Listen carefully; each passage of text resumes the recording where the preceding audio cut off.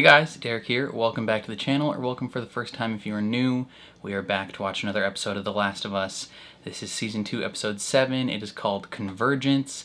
This is the Season 2 finale, and it is called Convergence because this is the point where two different storylines are going to converge at the same location. At least that's what I'm predicting. If they follow the game somewhat closely, this episode should probably end with Ellie, Tommy, Jesse, and Abby at the theater, and it's probably going to end on a cliffhanger if I'm fairly certain. And then next season is going to cover mainly Abby and not much of Ellie. So I'm very curious just to see how that plays out, because they've shifted a lot of things around in the show to make it just easier for a TV viewing audience to kind of take the story of the second game. But I feel like this part they can follow pretty closely. But then next season, season 3, covering mainly Abby's story, is gonna be tough for some people. It's gonna be rough. But Abby is an incredible character, and I'm very excited regardless. As for this episode, though, I'm fairly certain we're making it to the aquarium, and then we're probably ending with Abby showing up to the theater. So who knows? Either way, before we jump into this, if you end up enjoying my reaction, please leave a like on the video. It means a lot to me. If you're new here, hit subscribe, ring the bell so you're notified when I upload. And then if you want to see the full uncut version of this reaction, consider supporting me on Patreon or joining YouTube memberships. You just sync up your own copy of the episode and you can watch along with me. But other than that, let's jump into the season finale of The Last of Us.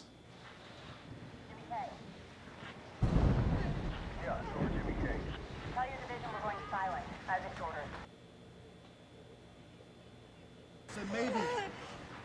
Or are they pulling the arrow out? It's gonna hurt. It already fucking hurts. God!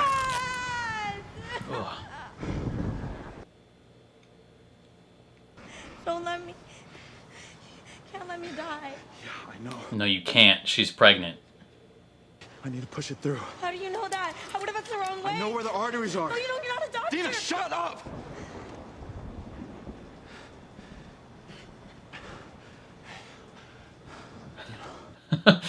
Now you're gonna make her cry because you told her to shut up.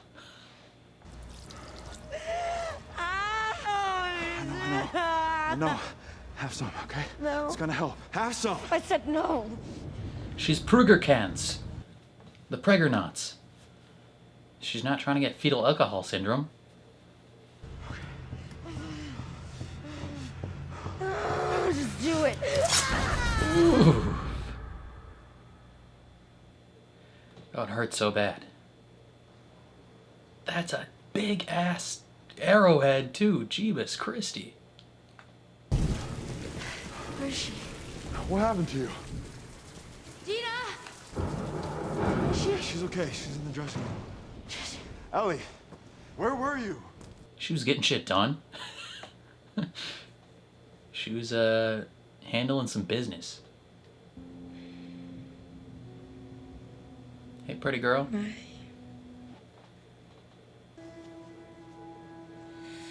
Nah, it's fine. She ain't going anywhere. Is the baby? It's okay. How do you know? Well, yeah, a lot of blood loss might be something you want to keep track of. Sit over there. I remember this scene Shirt off. from the game. This was a moment, just from a video game nerd aspect, when Ellie takes her shirt off, and everyone was like, wow, the cloth dynamics.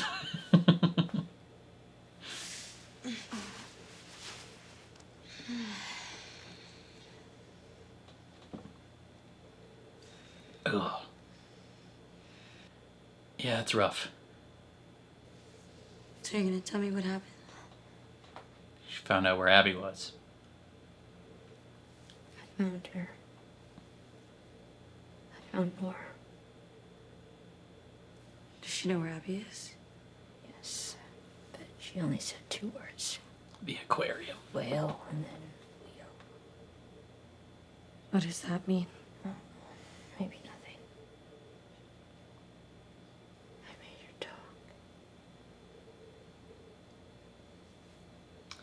Yep. I thought it would be harder to do. No, it was very easy. It was easy. I just kept hurting her. Yeah, Ellie's kind of effed up. Did you kill her? No. I left her. Damn. Yeah, well. She's still down there. What she deserved. Awkward, that's what she said. Maybe she did it.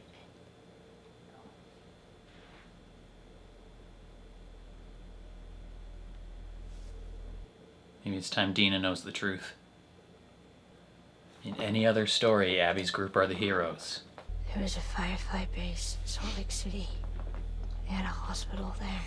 They were gonna use me to make a cure. But it meant that I would have died. And Joel found out. And he killed everyone in the hospital. Everyone. Yep. He killed Abby's father. He was a doctor. And Joel shot him in the head. Adds an interesting dynamic for Dina, because she was just telling Ellie about how if the person that killed her parents, her mom, got away, That's why they came. that she would have hunted him down forever. And that's what Abby did, is she hunted him down. Did you know who they were? But I knew what he did.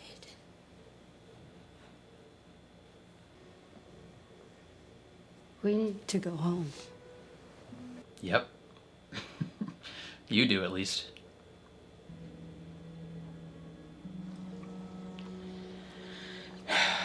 Suddenly Dina realizes that, oh snap, maybe Abby's group wasn't so evil. Do you have any extra 9mm?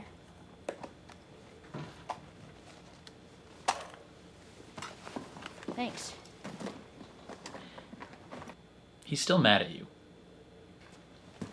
Give me your wrist. The other one. Why that one? Friendship bracelet.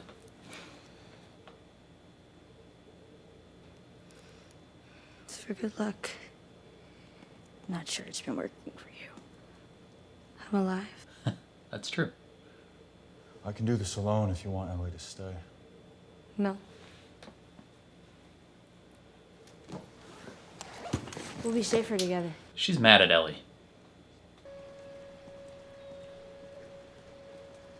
God, I love alleyways. Alleyways are so dope. You ever gonna tell me how you found the theater? You ever gonna tell me what happened to you last night? We followed the likeliest path into the city. Found the place you stashed Shimmer. She's still there, doing all right. Not that you asked. Hey! Then we saw the WLF sign on the TV station. Shimmer lives. Look, I know you're angry. Last night, Dina said, I can't die. Not, I don't want to die. I can't. And then I offered her whiskey and she refused. He's smart enough to put it together. That's weird. I don't know why. Yes, you do. I'm not stupid and I'm not blind. Ellie, I see the way you two look at each other. It's different now. Did you get her pregnant, Dina? Or Ellie? Yeah. And I bet she even tells you things she wouldn't tell me. Like how she's pregnant. Fuck. Yeah. None of this has to change things between us. Everything changing doesn't have to change things. Well, how about this for something new? Yeah? I'm gonna be a father, which means I can't die. But because of you, we're stuck in a war zone. So how about we skip the apologies and just go find Tommy so I can get us and my kid the fuck out of Seattle? Jesse deserves better. If it wasn't for Ellie and Dina, he wouldn't be here. And he wouldn't eat a bullet for a fight he wasn't part of. There's more than one of her? I guess so. Yeah, that's a different drawing than the other one. We need to move Oh, faster. yo, that crane. The crane up there. You think Abby's up there right now? That scene in the game is freaky. Just give it a minute, see if it dies down, and then we'll... Oh, is this the sniper? Oh. There. Go, get down. Keep going. You piece of shit. The wolf is unbalanced. I've done my part to right. Punch me, shots still behind. Okay. Oh, this guy again. Get his clothes off. They gotta strip their clothes off to dehumanize them.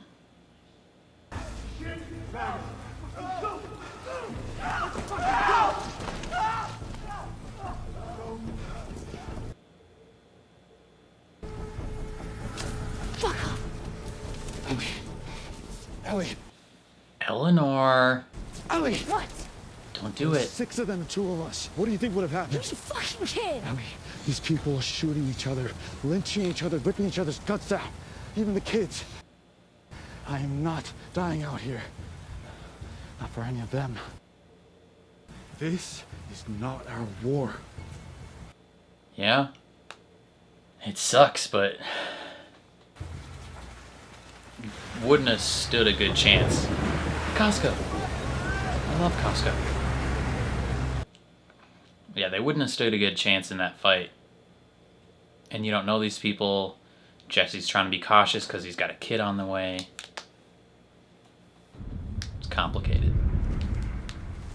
Good news. Melissa and Christy are saying the storm's a convergence zone. We'll start the staggered loading. Any word on Abby? No. Not since yesterday. And we still haven't found Owen. Mela's missing now, too. So her entire crew just Yep. disappears. Tonight of all nights. We still have Manny. Well, we have a lot of Mannies, don't we? And enough Owens and Mels. But only one Abby.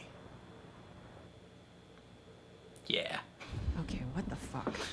Abby's She's a cool. good soldier, great even. But we have an entire fucking army out there, and you're acting like she's the most important. She is. You in love with her? or something? Abby's the freaking goat, dude. I don't know. I love Abby. You wouldn't be the first old man to... Okay. No. By the time the sun comes up tomorrow, there's a very good chance you'll be dead. Well then. There's an even better chance I'll be dead. So then what happens to that entire fucking army out there who, despite their badass name, are very much sheep? They look for a lion to Who lead them. leads them? Who secures our future? It was supposed to be her. Well, she's fucked off, Isaac. Not just fucked off, she's abandoned It's your maybe cause 11. completely. You are no longer her people. Everything's got a moral, if only you can find it. Yeah. A lot of people that played the second game couldn't find it. Yes, I love her. Not the way you do. Awkward, talkward. Remember that group that stopped by Jackson for a few weeks on their way south to Mexico? From Alberta? Oh, some Canadians. There was this girl with them. Oh, She's a he couple likes years that older girl. than me. I don't know if you remember. She was selling paintings. She was a like cougar. Landscapes and shit. Were they good? No, Her landscape was good. I bought 4 of them. So what happened? Best 2 weeks of my life. But she couldn't stay. Didn't want to abandon her family like that. So she asked me to go with them instead. And you didn't do it. And I wanted to, You should have, Jesse. more than anything. Jesse, you should have. Because the people at Jackson took me in, raised me, cared for me. Because everyone there is counting on me to be the next Maria. Because I was taught to put other people first. Damn, Jesse should have been selfish. Got it. So, you're Saint Jesse of Wyoming, and everyone else is a fucking asshole. You can make fun of me all you want, but let me ask you this, Ellie. I go with that girl to Mexico. Who saves your ass in Seattle? Nobody. Under fire, South Lake Marina. Sniper, not a star. God damn it! Door was pinned down. We need backup. That's Tommy. It's gotta be Tommy.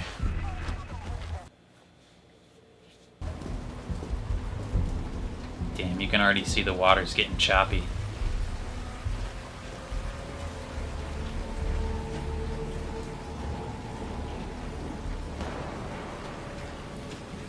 She sees the wheel. The wheel and the whale. If he got there, it means we can too. Ellie. The whale. What? She's in the fucking aquarium. Who? Abby, the one who killed Joel, she's in the aquarium. It's too far to swim. We need a boat. What are you talking about? What? Tommy's over there. That's where we're going. Yeah. She doesn't care at the moment. You don't know that's him. Yes, we do. We don't, and even if it is, he's got them pinned down.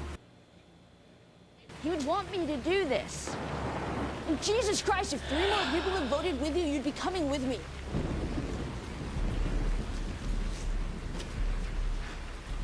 I voted no.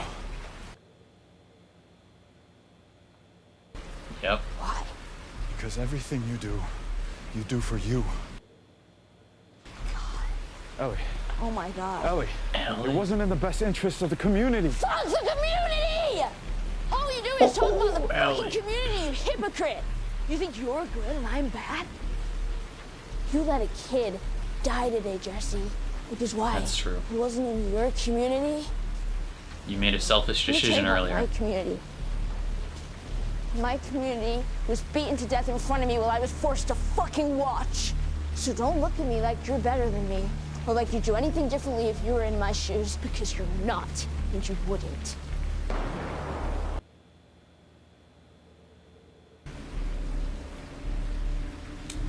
I really hope you make it. She was a little right there. She was a little right there. He was being the tiniest bit hypocritical, but also, this is Tommy. Like, we should be trying to rescue Tommy right now. And he's gonna take a bullet to his face later. Because of the war she's in.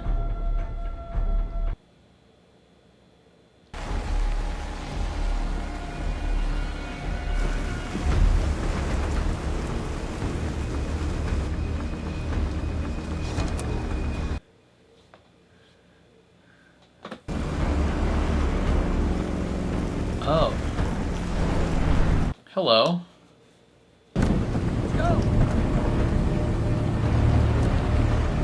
Probably a good thing she didn't take that shot.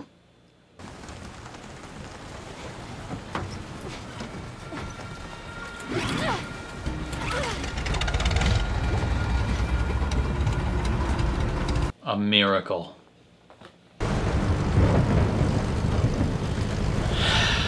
Not a smart move, going out in these waters. Oh, that's a big ass wave. You are fucked.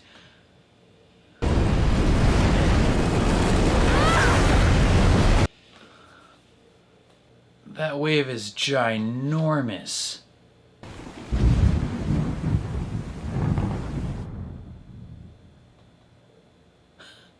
What if they ended the episode like that?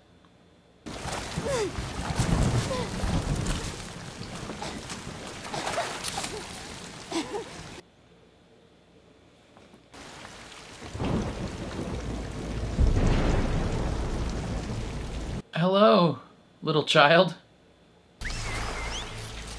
Oh, kid, no.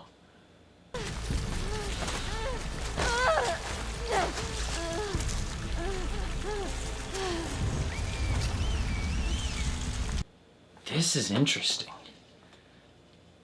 This didn't happen to Ellie in the game. This happened to Abby in the game, but not Ellie.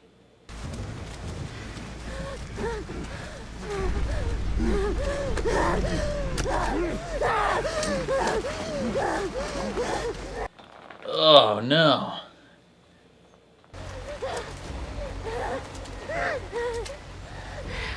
This lady.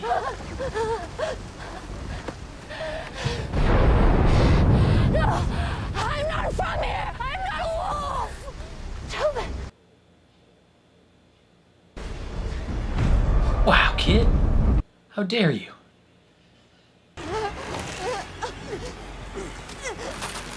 Fuck that kid.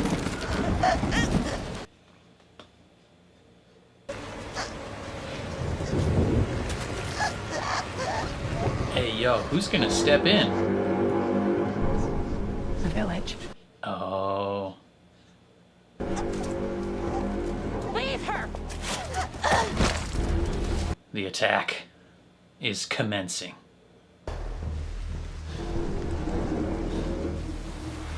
Well, back to your mission, I guess. I guess they're trying to do a slightly better job of the game than the game of showing that there's other stuff happening at the same time. Because in the game you don't really know about any, or not any of this stuff, but most of this stuff. Like you're not aware that it's happening. And then you play Abby's portion of the game and you're like, damn, a whole lot of shit went down. And so this is some scenes here and there showing us that there are things happening.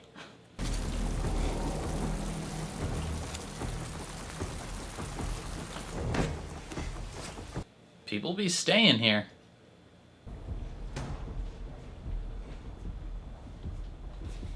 Oh, the surgery rags. From the compartment syndrome.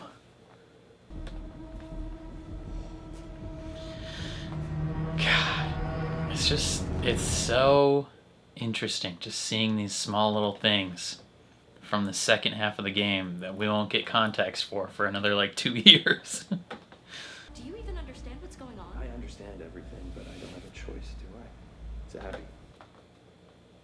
Of course you have a choice, and so do I. And I'm choosing no also because it's Abby. Fine, I'll do it on my own, like always. I can make it there and back in 30. If you're still here, you can get on board and keep going with us. If you're not, you're not. Oh, his boat. Fuck you, Owen. Hands up. Where's Abby? You gotta be kidding me. Okay, easy. He's like, seriously, right now? I'm the one who kept you alive, right?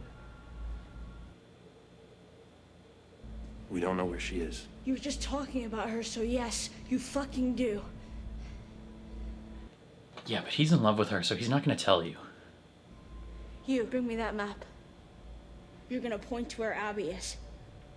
And then you're gonna do it in a better fucking match. God, she's just like Joel. You have 5 seconds. 4. She's gonna kill us either way. No, I won't.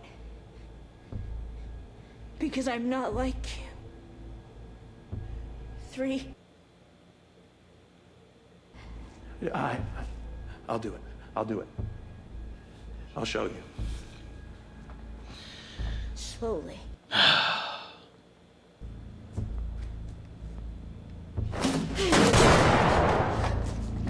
Oh, right through the neck. Oh. Damn.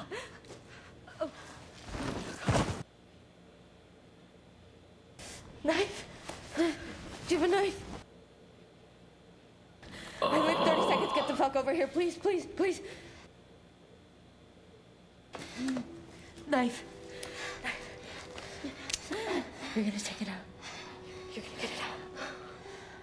What? The baby? Oh, yo. I don't know how to do that. I do. One incision. That's all it is. And then be sure to tie the cord. Work fast.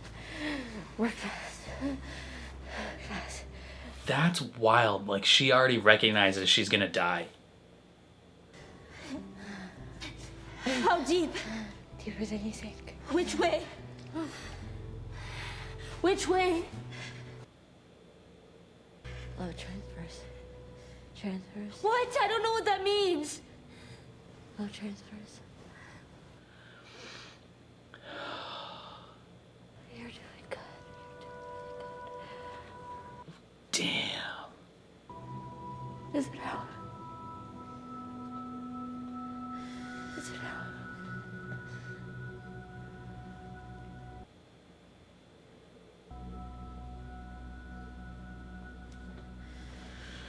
Oof. Ellie just killed a pregnant lady.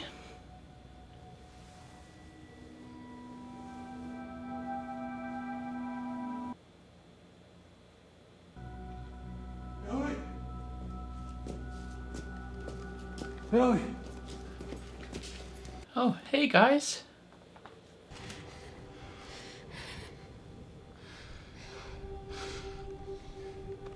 Let's go, come on. It's okay, it's okay. Come on.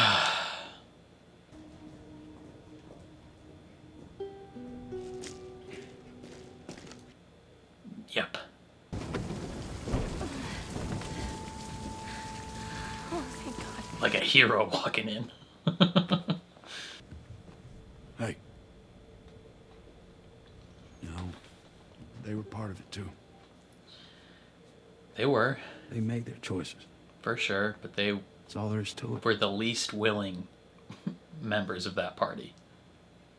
But Abby gets to live. Yeah. Are you able to make your peace with that? I'm gonna start packing the duffels.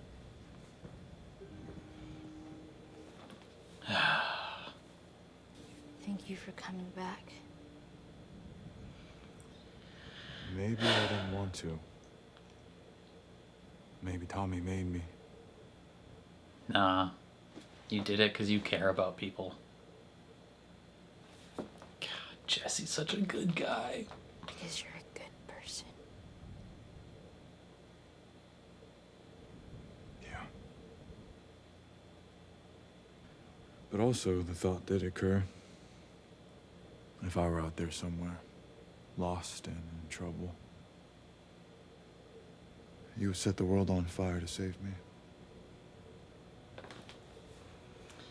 Would she, though? She didn't set the world on fire to save Tommy.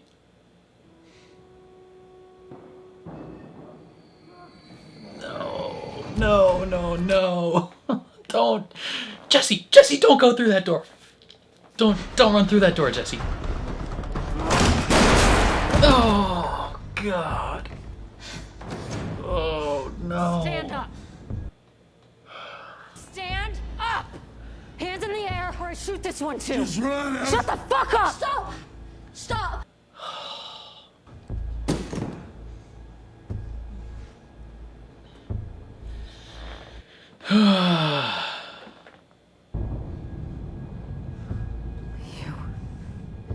Just let him go.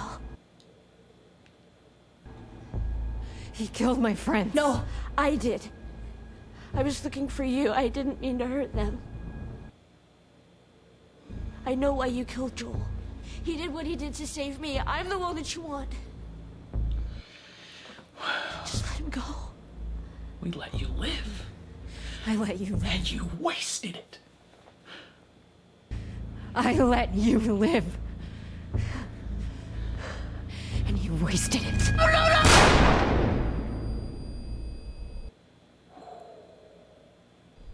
Don't tell me that that's where it is.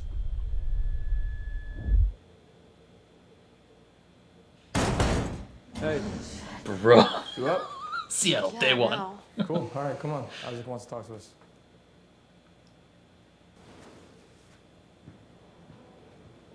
Is this the stadium? Kind of looks like a stadium, this hallway.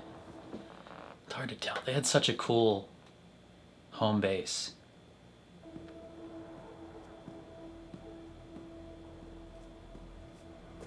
Hell yeah. Seahawks Stadium. I don't know what it's called, but it's where the Seahawks play.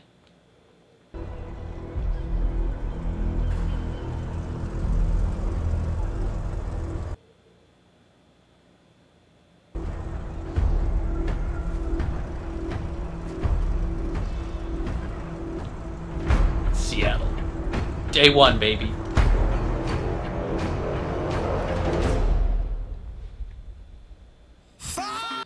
Damn. That's where they end it. Oh, man. Okay, there you have it. The end of Season 2 of The Last of Us. We end on Seattle Day 1, following Abby, and we start what is, in my opinion, what takes this game from being just a solid game to being a masterpiece. Like, the second half of this game is what really elevates it, in my opinion. There are a lot of people that will say the second half of this game is why they didn't like it, because they don't want to play as Abby. They don't want the story to humanize her, to make us like her, to make us feel bad for her, to bring us to her side, right? That is the biggest point of contention in the second game. Like, when you talk about, you know, whether people liked it or not, most of the time, if someone didn't like it, they are going to say that it didn't do enough to make us like Abby, right? They're going to say, oh, I played that whole second half of that game and I still don't care. And I don't get those people. Like, I legitimately don't understand those people who can play through this entire game, specifically the second half of the game, and still come out the other side of it being like, I think Abby should die. And it's like, what? Like, what do you mean?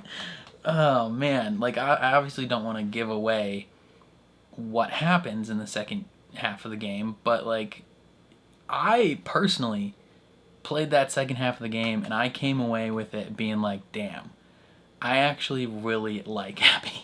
Like, Abby is the GOAT, honestly. And, you know, leading up to this confrontation, I became really invested in Abby's storyline. You know, there's a line that she delivers in the second half of the game where an event happens, something like a conflict happens, and the character that she's with is like, those are your people. And Abby delivers the line, and maybe it was just Laura Bailey's, you know, voice work that was so brilliant, but she goes, you're my people. Like, she's talking to this other character, and it's like, yes, like, Abby, I am in it with you. Like, I am here for that. And this might be like if you're someone who's only watched the show up to this point and you're listening to me talk, being like, how? Like, how do we possibly get to that point of being on Abby's side? It's hard to describe without completely spoiling it, but, like, seeing Abby's allegiances shift and change and her motivations be impacted by certain characters and certain things, like, seeing all that come together in the second half of the game, and then the confrontation with Ellie in the theater, like, you get to that point and you're like, man, I don't want either of these characters to die. Like, I legitimately really like Abby. And it's tough. They tried to kind of give some hints of that throughout this episode, and they've kind of been doing it a little bit in the other episodes as well. But in the game, you can kind of pick up on some things throughout, but you're not, like, really sure what's going on. I think, like, in the hospital, in the game, you hear either, like, over the radio or the walkie, or you just hear someone say it, but they're talking about Abby, being like, where is she? Like, she was here like an hour ago. Like, what is going on? And you just, like, don't know anything about it. In, what was it? I think Feel Her Love, episode 5, when at the very beginning, when they're talking about, like, the airborne infection, how they had to seal the people in, and the like, captain or Lieutenant Park or whatever is talking about, like, if I was going to be executed, Isaac would be here himself, and Hanrahan is like, there's been a a shooting over the line or something like that. Like we might be at war again. That is a hint of what's happening. And then this episode gives a lot of hints, with Isaac being like, has anyone seen Abby? Where is Abby? Like, she was supposed to be the one that's leading us. Like, why isn't she here? And you're just like, what the frick is going on? You are obviously seeing these things of like, the WLF is ready to attack. Like, they're sending all their boats there. When Ellie washes up on shore, the horn blows, and because the village is being attacked. That's the only reason Ellie lives through that scenario, and that was a scenario they were going to put in the game. That was originally something that was supposed to be in the game, is this sequence where Ellie washes up on Scar Island, and they took it out from the game for whatever reason, just because like maybe it didn't flow exactly as they wanted it to when they were making that. In the game, I think Ellie just washes up like at the aquarium essentially, or like swims her way to the aquarium. In this, she washes up on Scar Island, and her interaction with that kid and all that, super interesting. But yeah, the horn blows because the village is being attacked, and you're like, man, what's going on with that? And you see like explosions going on in the background, like a lot of stuff that you weren't super aware of in the game unless you like really paid attention to some stuff. You didn't know that stuff was happening, but like there were seeds sown and some groundwork was laid for season 3 to be like, hey, shit was going down. like stuff was happening at the same time as Ellie's storyline. One of my favorite parts of it is when Ellie and Jesse were walking, and you see in the background, you see these skyscrapers, and there's a crane that's bridging in between them.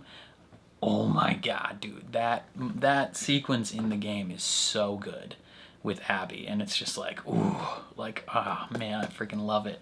And so it's going to be really interesting to see, it's going to be interesting to see people's reactions to season 3, given that like probably most of it is most if not all of it is going to be focused on Abby. Like if they follow the games pretty closely, Ellie might be in one episode next season.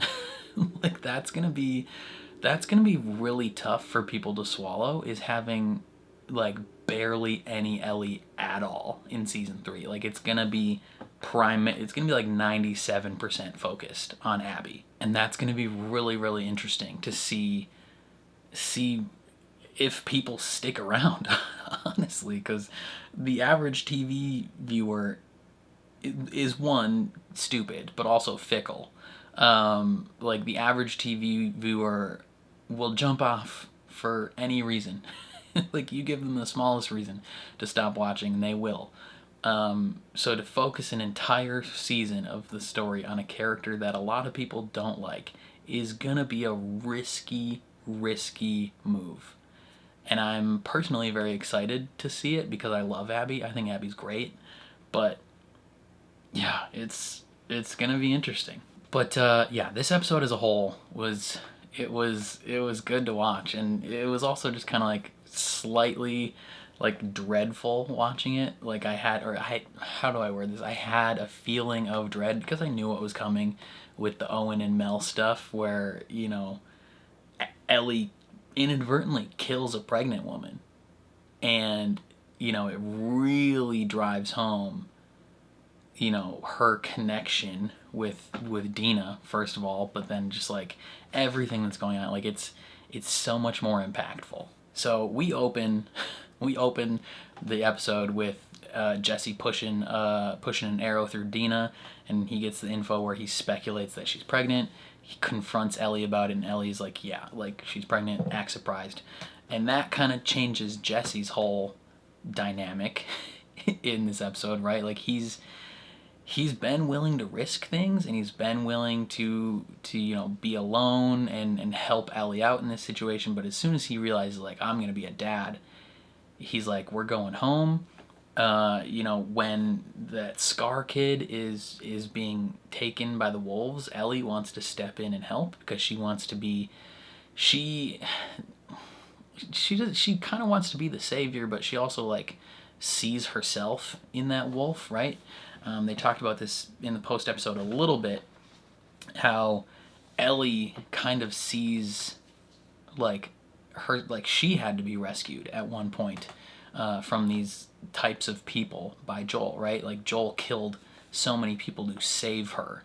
And she sees this kid being taken and she's like, I can save that kid. Like she's trying to be Joel so bad. And Jesse, in a moment of like wisdom, right? Like he's like, hey, we would die if we tried to fight those people.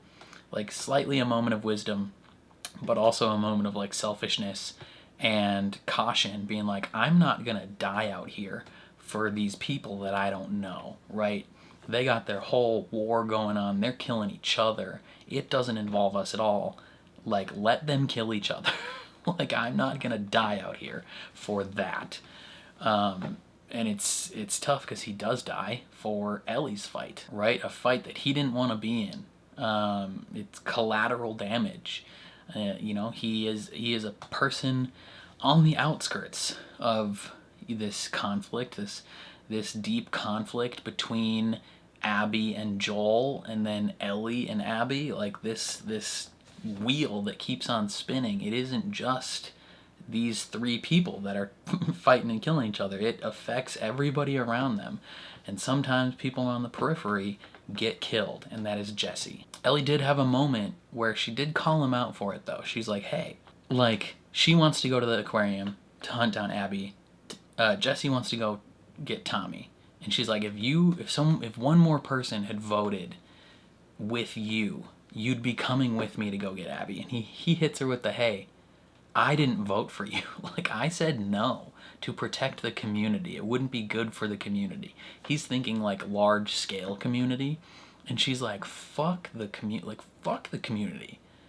Like, I don't give a shit about any of those people back home. Like, she doesn't care because she cares about her community, and her community was Joel, and now her community is Dina. But for the longest time, the only person that she would say is her community is Joel. And so she's like, my community was beaten to death in front of me, and I'm going to avenge that. Like, who gives a shit about your community? You're trying to be cautious now that you're going to be a dad. I still have a mission to get done. And I kind of liked that she called him out for that, because it's like, yeah, like, he is thinking about a community, but so is she. Like, what makes his community in this situation more important than hers? Like, why is what he's doing more important than what she wants to do? And I liked that, but at the same time, it's like, okay, Ellie, you also probably should stop, though. Like, it's going a little far. You know, because she's like, we don't even know that's Tommy. It's like, you do, though. You know that's Tommy. Like, it's tough. Like, she's abandoning her current relationships to go after Abby. And she's kind of self-sabotaging in a way because she doesn't feel, you know, like that she can be loved, and it's just like, it's tough. I didn't even talk about the moment earlier in the episode where she tells Dina about what went down, right? Because Dina's like, she probably got what she deserved, and Ellie is like, she might not have, though. Like, if we're talking grand scheme of things, like, from an objective, like, moral standpoint, Joel got what he deserved. Nora and the rest of Abby's group, they didn't deserve what they got. Like, this is the tough part about kind of discussing this, because it really all hinges on whether or not you believe Joel was justified in what he did at the end of season 1. Me personally, I don't think he was. I personally think Joel was not justified. And people bring up a lot of stuff. They'll be like, oh, it's scientifically impossible to create a vaccine for fungal infections. And it's like, okay, but this is a fictional zombie universe. Like, if you're drawing a hard line at, like, what is technically scientifically possible in the real world, like, you've already lost the plot. Like, like, what are you talking about? Like, it's not realistic that people become zombies. Like, I guess they're not technically zombies. It's a fungal infection that takes over their brain. And that technically is scientifically possible. on like the smallest scale with like ants and stuff, but like I don't know, like there are vaccines that can do a lot of other stuff. Like, you know, we probably never would have thought there was a cure for polio until it happened. Like there's a lot of stuff we think is scientifically impossible currently that may not actually be scientifically impossible. And so people being like, oh, you know, the vaccine wouldn't have even worked, like they wouldn't have even been able to do that. The creator of the game already confirmed, like, within the canon of the Last of Us games and universe, like, it would have worked. like who cares if the real world science isn't up to par? Like, in the real world, there isn't, like, this fungal infection, the cordyceps, can't affect humans in that way. It wouldn't happen, right? So, like, just throw away that argument. Like, scientifically, who cares? It would have worked in the game. And Joel, even if it wouldn't have worked in the game, Joel thinks it would have, right? That is paramount. Is Joel is under the impression that the cure would have worked and Ellie would have needed to die. Another argument people bring up is like, oh, they didn't tell Ellie that she was gonna die, so like she couldn't give consent, so Joel obviously had to make that decision. One, Joel's not her actual dad. Like, Joel has, at that point in the story, had known her for less than a year. Like, yeah, they developed a really, really tight bond and they became really close and very father-daughter-esque, but like, Joel has no like legal right to make that decision for Ellie. Like, he's not her actual parent, or even her legal guardian. Like, from a medical standpoint, Joel has no power of attorney over her. Like, he can't make that decision for her. In the situation between like him and Marlene is arguably the one that has the right to make that decision. You know, not within the context of the game. The scene with Ellie's mom, where she dies and gives the kid to Marlene, that didn't happen in the game. But in the show, Ellie's mother literally gives her to Marlene as she's dying and tells her to look after her. Like, she is giving Marlene, you know, guardianship over her child. So like, Marlene up to that point is the one that like has that right to make that decision. And then 3, we know from the scene last episode that Ellie would have wanted this. Like, she would have gladly died for the cure to work. So, like, people that try and justify Joel's decision, it's like, no. From a subjective standpoint, you can see the context of their relationship, and you can understand Joel's decision. Like, you can be like, yeah, I get it. Like, I get why he made that decision. But then you bring in the actions of Abby's group, and you know, their decision to hunt him down and kill him, and it's like, yeah. Yeah, he deserved that. Like, Joel did bad things. He killed all of their loved ones. And not only did he kill all of their loved ones, he doomed the world. Right? Like, they would have made a cure from Ellie, and he took that from the world. Like, he objectively deserved to die. Like, even just committing that massacre and killing the only doctor that could have made a cure, he deserved to die. As for, did he deserve to get beaten to death with a golf club? If it was just some rando beating him to death and torturing him, probably not. Like, they would, you know, in that situation be doing it like just because they're evil and like torturing people. But you add in the context of like, it's Abby doing it. And it's Abby's doing it because you murdered her father. like someone arguably, Abby had a much closer and better relationship with her father than Ellie ever did with Joel. And you see all the things Ellie's doing in the name of revenge, and you're mad that Abby would want to take revenge on the man that killed her father? Like, what? Abby is completely justified in doing what she did to Joel. You know, Dina says in a couple episodes ago, she says, you know, whatever Joel did to make them come after him, he didn't deserve that. And the truth is, he did deserve that. And Dina kind of comes to that realization in this episode, right? Ellie tells her exactly why Abby's group hunted him down and beat him to death and killed him. Ellie shares that with Dina, and Dina's like, oh shit. Like, she has a crisis of conscience, and she's like, we need to go home. Because at that point, you know, it kind of fractures their relationship, because not only did that happen, and the mission itself isn't as justified, but Ellie knew the entire time why they did it. And it's just like, oh my God. And so, you know, a couple episodes ago, when you have Dina talking about her mom and sister being killed, and she says, you know, if the person that killed them got away, I promise you I would have hunted him forever.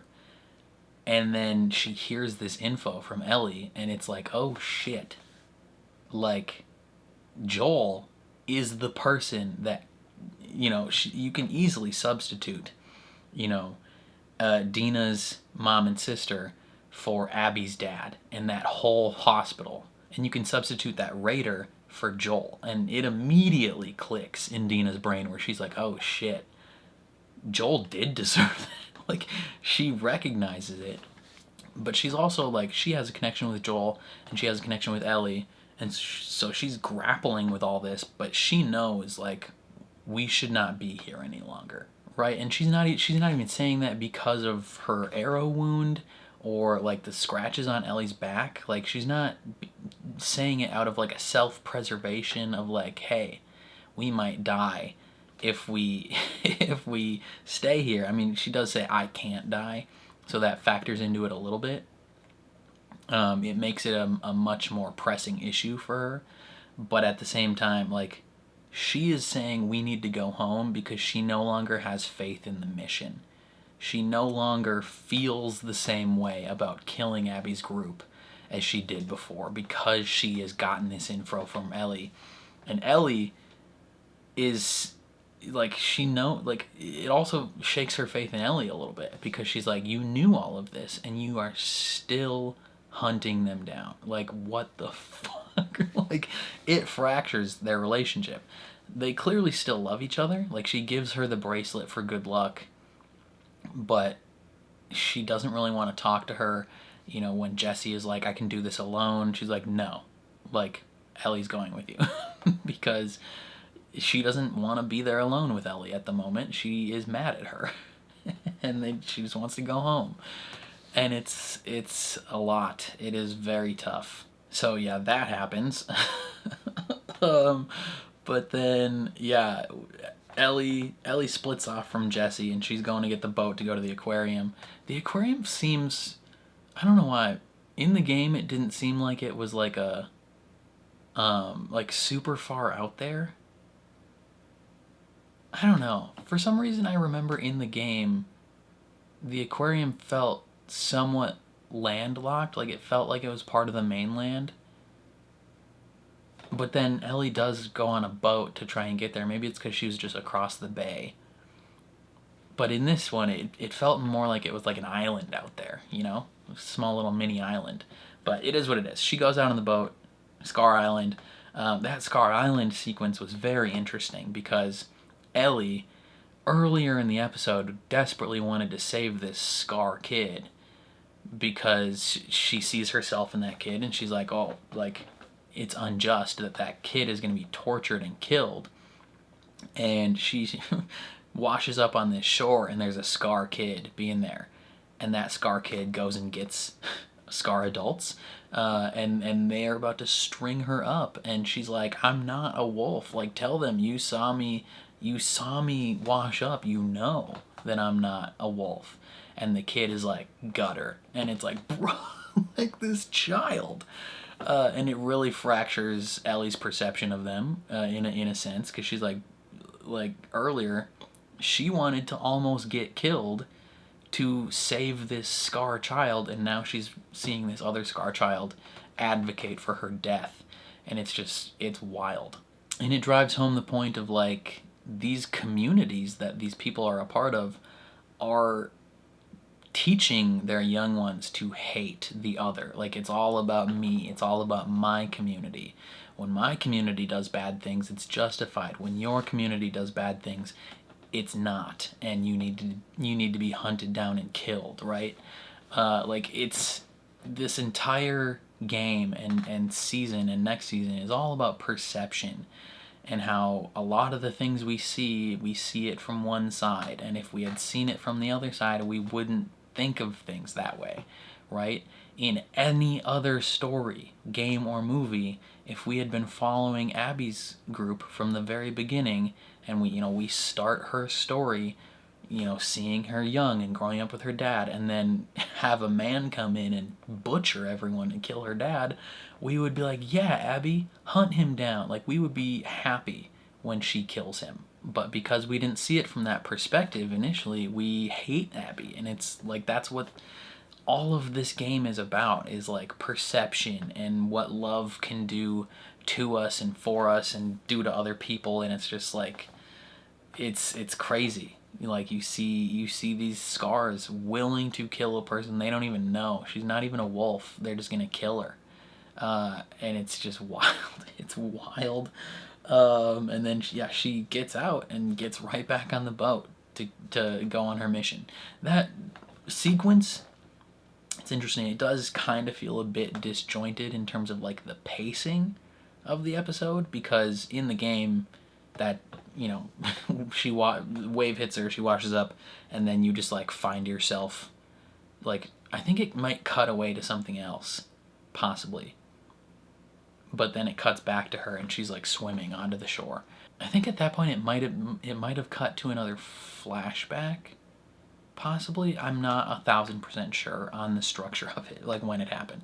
But yeah, she just washes up. She doesn't actually go to Scar Island, and that might have been for pacing reasons, because it did feel weirdly paced at that section of the episode where you're like, oh, like that, like it literally just a little, like, we're going and then just beep, beep, beep.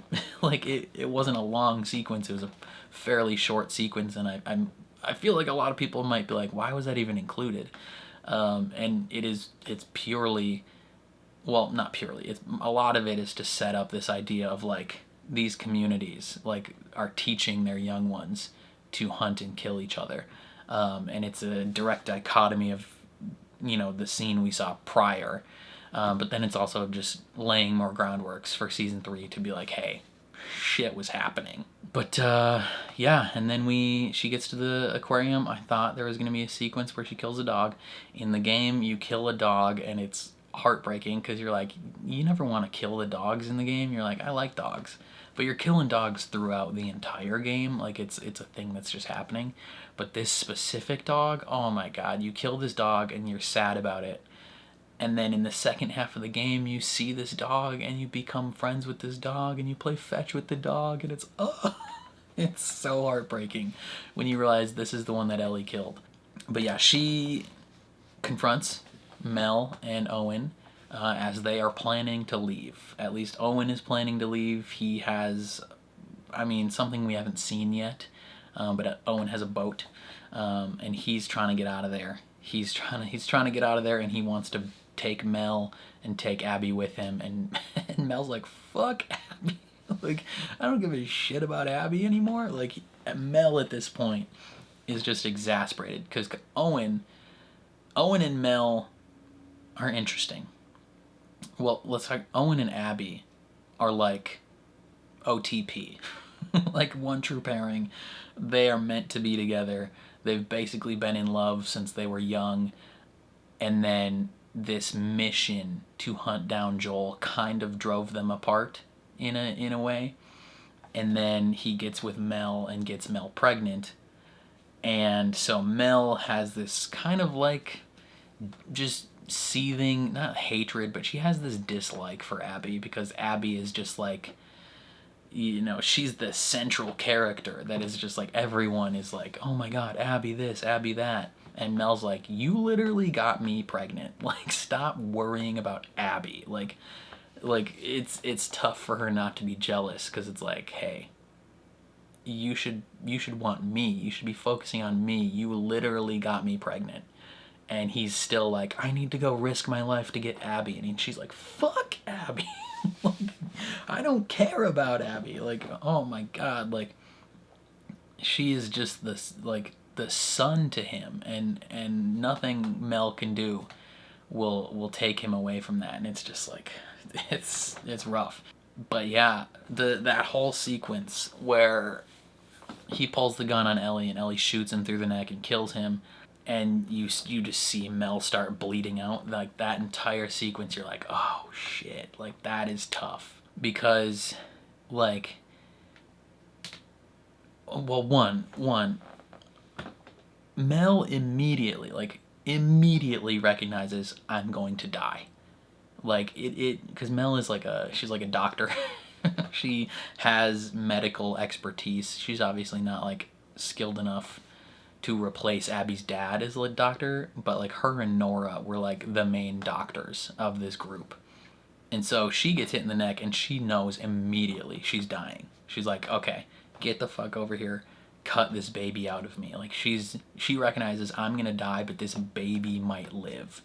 And it's like this act of like selflessness, because yeah, she recognizes she's gonna bleed out and die, and it's gonna happen a lot quicker once Ellie starts cutting into her, and she's okay with it. She's like, yeah, I'm willing to die for this child.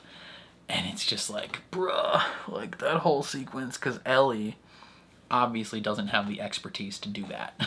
Like it's rough. And then you hear her being like, you're doing so good. Like, you're doing so good, and Ellie hasn't done anything. Like, she's already gone at that point, and she's just repeating things.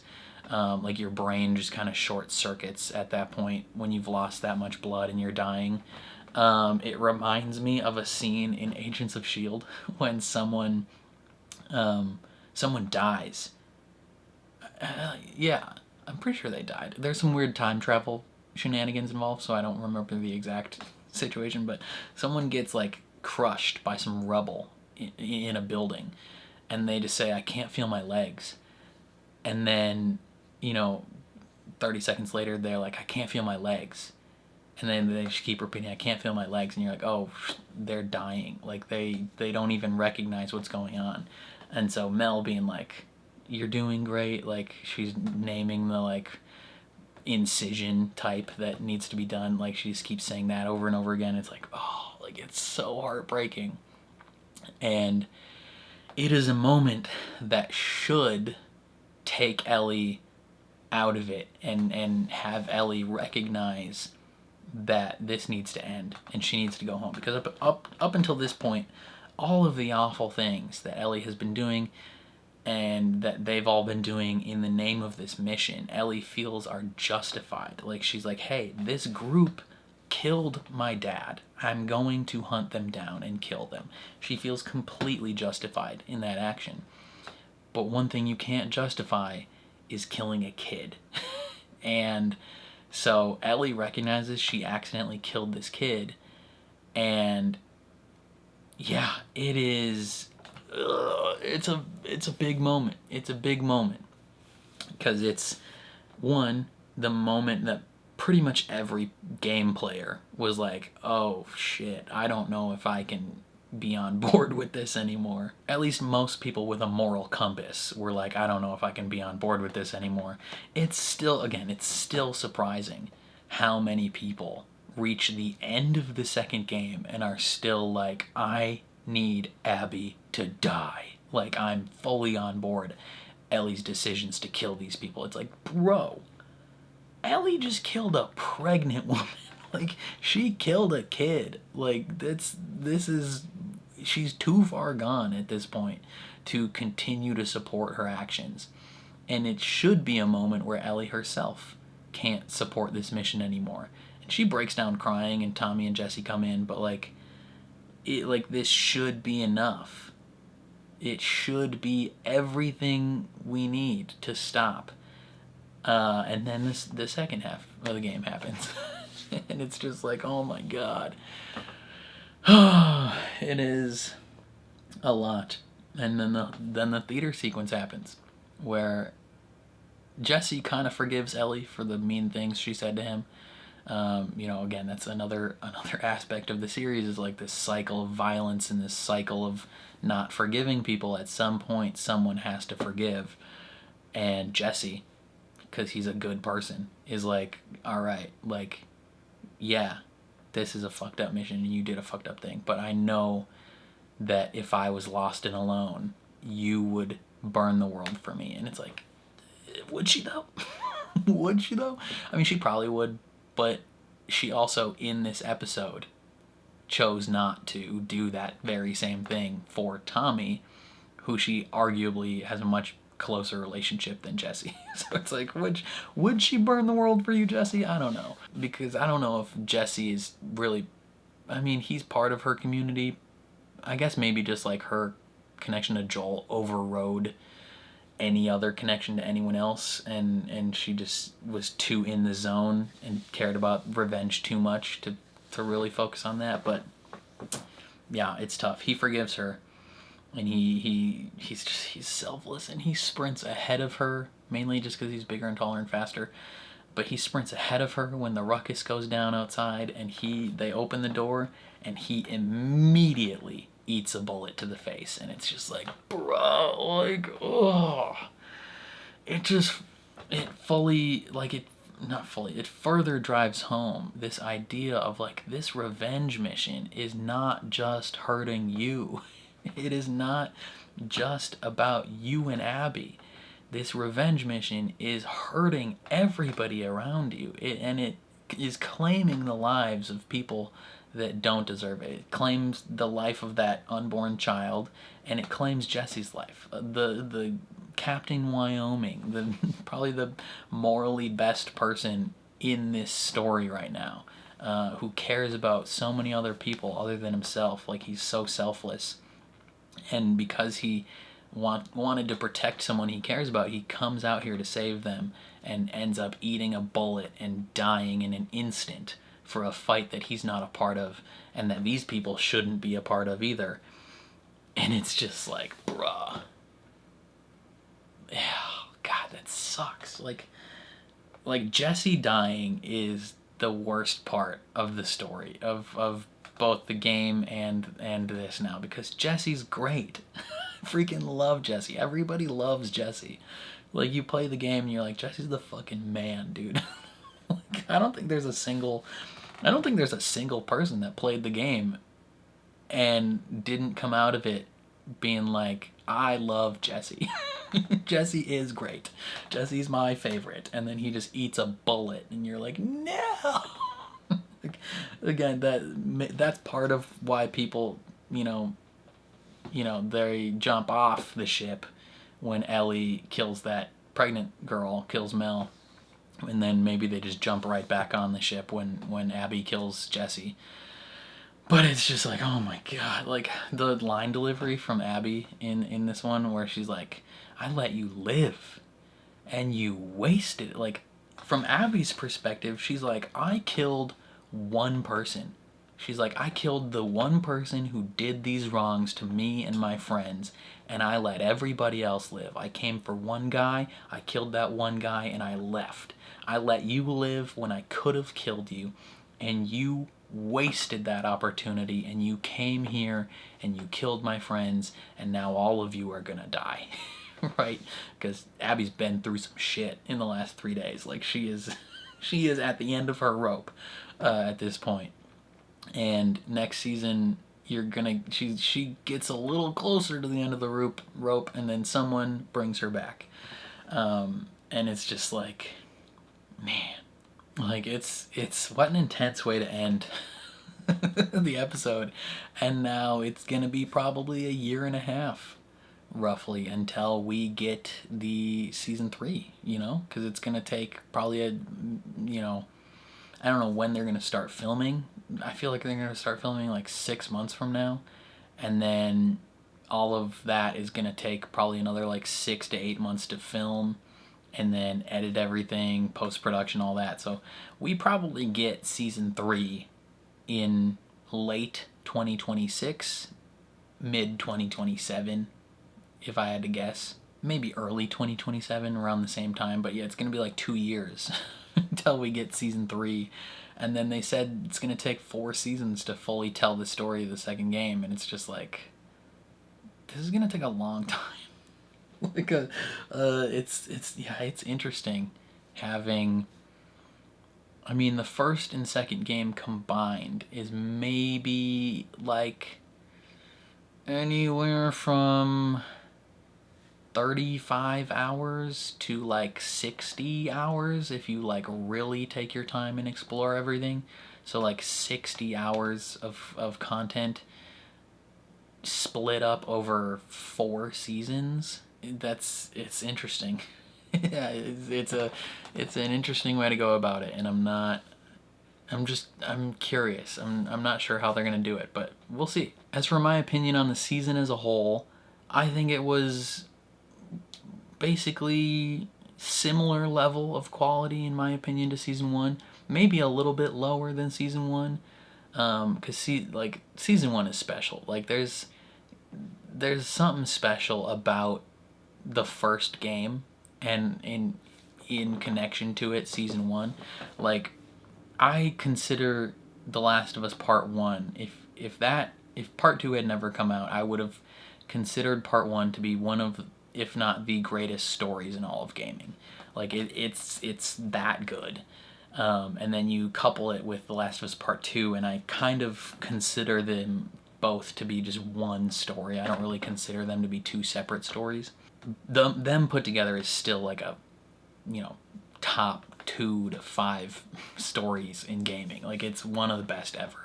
But that is also when you factor in the story in its entirety. When you factor in just the first half of the second game, which in my opinion the first half of the second game is the weaker half. I think the second half of The Last of Us Part 2 is much better than the first half, and I know there's going to be a lot of people that disagree because they don't like Abby, but I think the second half of the game is better than the first half. And so unfortunately that also means that season 2 isn't quite as good as season 1, and it won't be quite as good as season 3. I wholeheartedly believe season 3 will be a better season than season 2. I would probably give season 2 as a whole like an 8, maybe an 8.5, rock solid, really, really good. Season 1 obviously is like a 9.5. The game, first game and second game, in my opinion, are vastly superior. Like it's, as much as I really enjoyed season 1 and season 2, like I friggin' loved them, 8.5 and above for both seasons. The games are like a 15 out of 10 for me.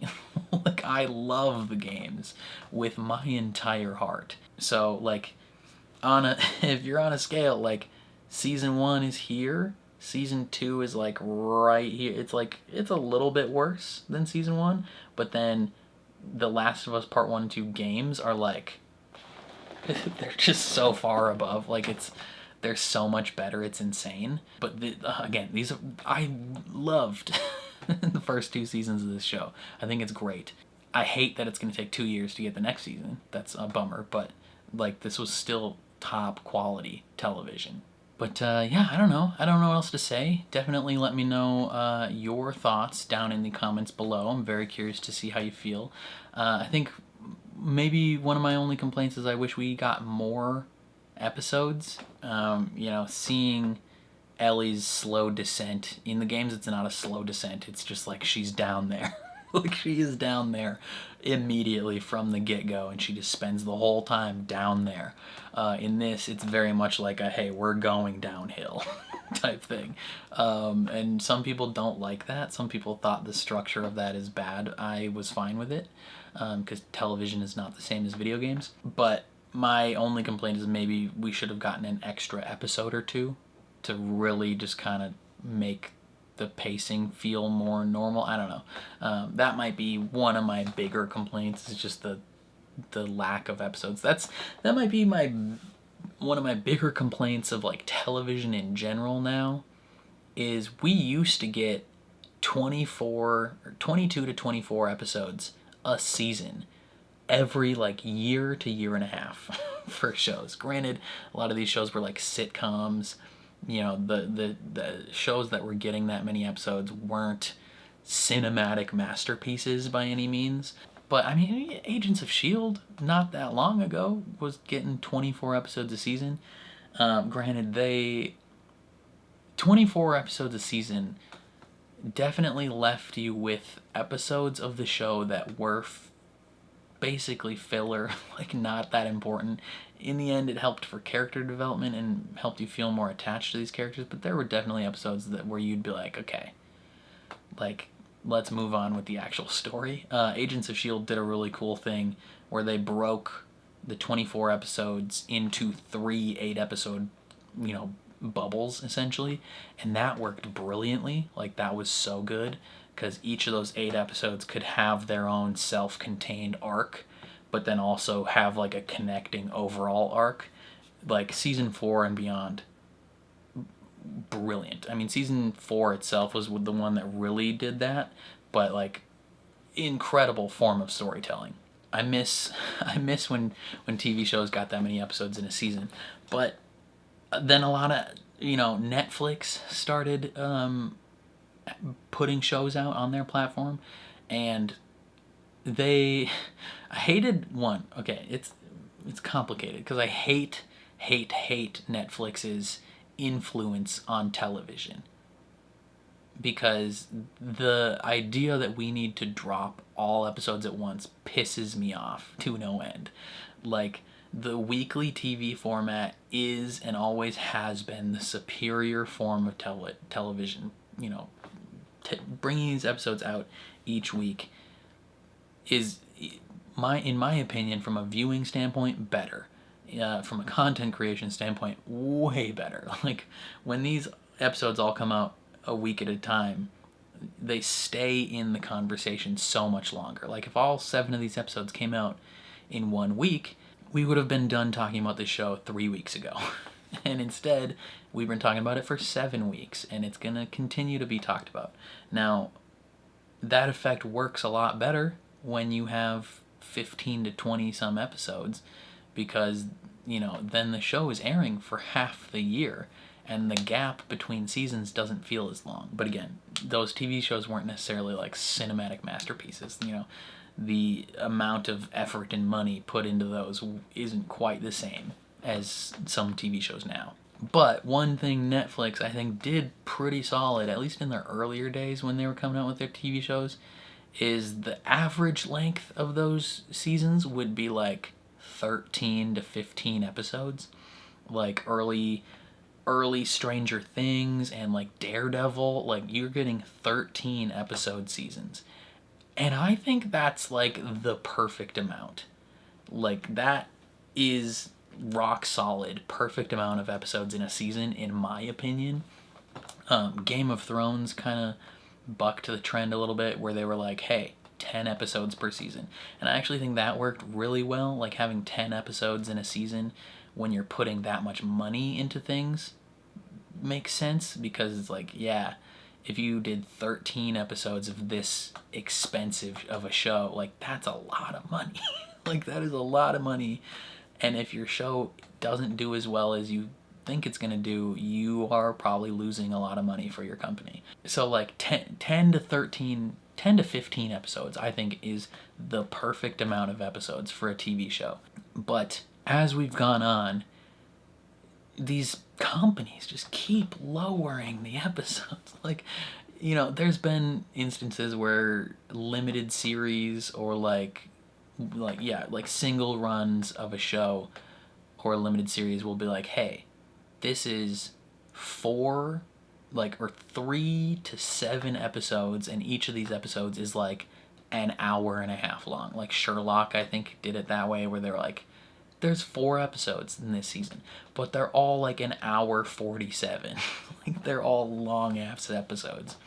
And now companies keep doing this thing where they keep lowering the amount of episodes in a season. But the episodes aren't necessarily super long. Like, this one only had 7 episodes. And the episodes themselves, I think the longest one was an hour. Yeah.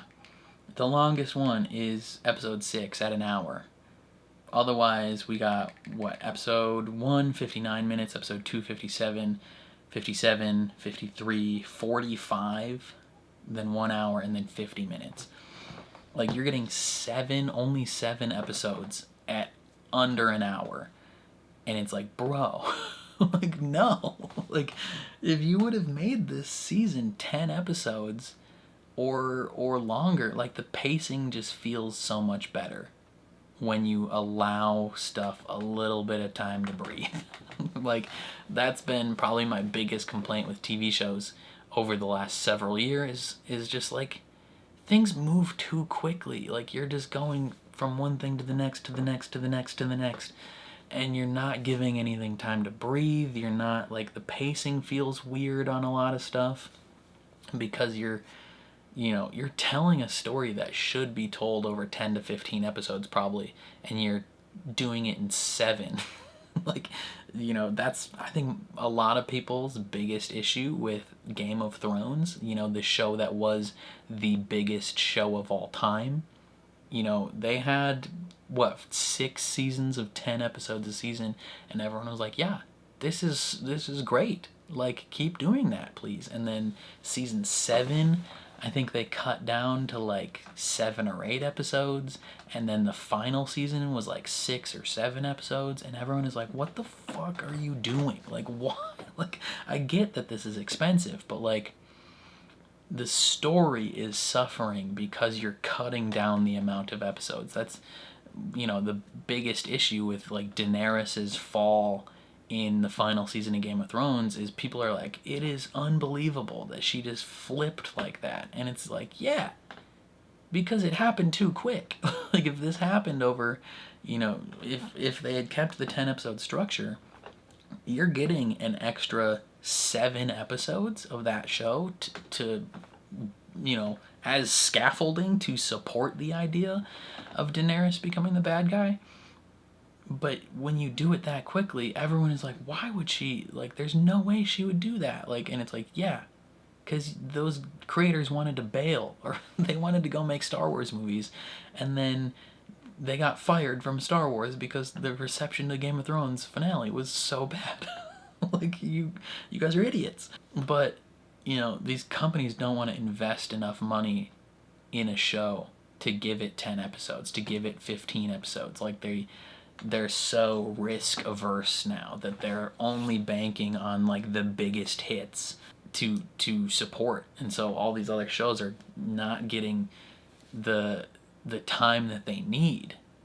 And I think season 2 of this show suffered from that a little bit, where it's like, this should have been longer than 7 episodes for sure. But that might be my biggest and only complaint. I still think the season as a whole is like an 8.5 to maybe 8.75. It's still a rock solid season in my opinion, but it could have been so much better if you gave us 3 extra episodes. Like, come on now. It's kind of funny. I said, I think that's all I have to say, and then I just ranted for another like 8 minutes. This time, though, that is all I actually have to say. So again, leave all your thoughts in the comments below. Very curious to see what you think. Otherwise, if you enjoyed my reaction, please leave a like on the video. It means a lot to me. If you're new here, hit subscribe, ring the bell so you're notified when I upload. And then if you want to see the full uncut version of this reaction, consider supporting me on Patreon or joining YouTube memberships. You just sync up your own copy of the episode and you can watch along with me. But other than that, thank you for watching, and I will catch you guys next time.